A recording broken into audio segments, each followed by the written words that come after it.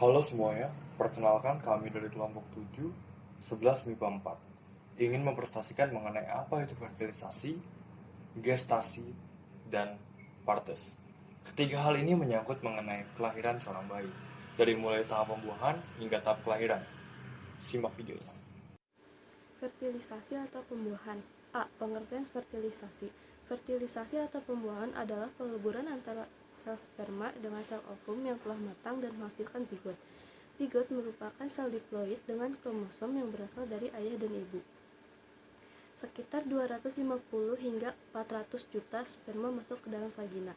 Fungsi utama fertilisasi adalah menyatukan kumpulan kromosom haploid dari dua individu menjadi sel diploid yaitu zigot. Tahap fertilisasi. Sperma manusia setiap harinya dihasilkan berjumlah lebih kurang 300-500 juta. Sperma bergerak aktif untuk membuahi sel telur. Adapun tahap fertilisasi adalah sebagai berikut. 1. Sperma berenang menuju ovum dan akan melalui saluran reproduksi yang sempit dan harus dapat mengatasi hambatan kimia dari saluran reproduksi wanita. 2. Sel sperma mengeluarkan enzim-enzim yang tersimpan pada akrosom seperti hyaluronidase dan akrosin, sehingga sperma mencapai sel telur. Sperma membentuk kontak dengan sel telur. Membran sel telur secara bertahap akan larut sehingga sitoplasma dan inti sperma dapat masuk.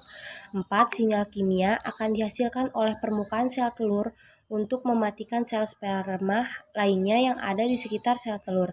5. Inti sel sperma dan sel telur melebur saat fertilisasi. Zigot terbentuk. 6. Zigot akan didorong oleh silia tuba fallopi menuju rahim. Gestasi atau kehamilan. Pengertian gestasi adalah perkembangan embrio menjadi janin hingga kelahiran bayi. Peristiwa ini terjadi setelah fertilisasi. Trimester kehamilan. Kehamilan terbagi menjadi 3 trimester. Trimester pertama, dalam waktu 0-3 bulan, perkembangan terpusat pada organogenesis. Bulan pertama, sudah terbentuk organ-organ tubuh yang penting seperti jantung yang berbentuk pipa, sistem saraf pusat atau otak yang berupa gumpalan darah, serta kulit. Dalam tahap ini, embrio baru berukuran 0,6 cm. Masuk ke dalam bulan kedua, tangan dan kaki sudah mulai terbentuk.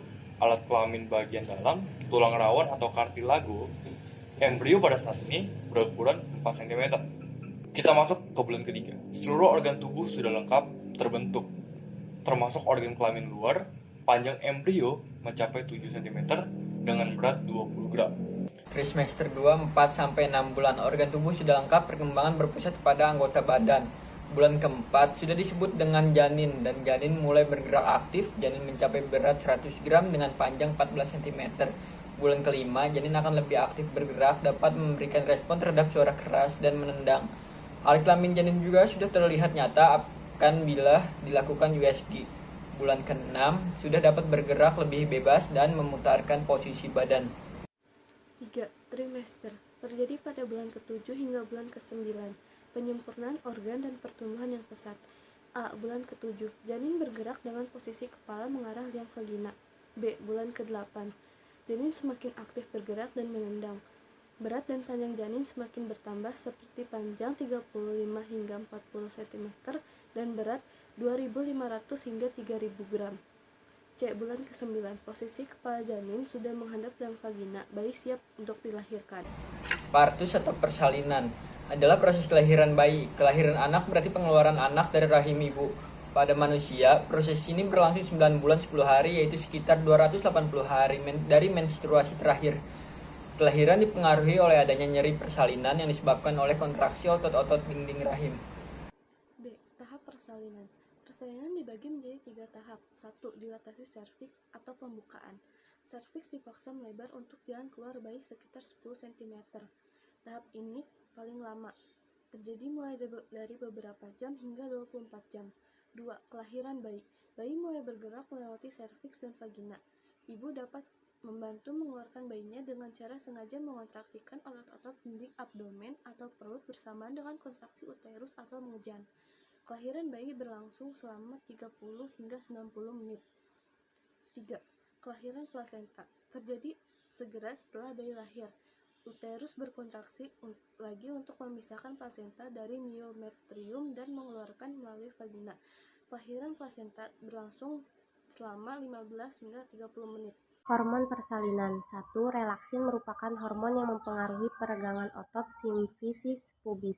2. Estrogen merupakan hormon yang mempengaruhi hormon progesteron yang menghambat kontraksi uterus. 3. Oksitosin merupakan hormon yang mempengaruhi kontraksi dinding uterus.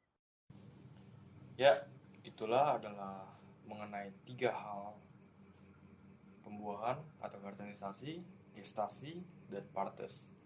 Mengenai 3 hal tersebut telah kami sampaikan bagian-bagian sederhana yang disampaikan oleh kelompok kami, tim 7, yang terdiri atas saya, Ronata Fitriaan, Mutia Dilda, Siti Azhara, dan Pradita, yang masing-masing dari kami menjelaskan bagian-bagian tertentu dari proses 3 hal tersebut: fertilisasi, gestasi, dan partes.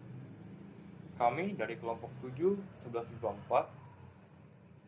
mengucapkan permintaan maaf jika terdapat informasi yang salah atau kurang akurat. Sekian, terima kasih.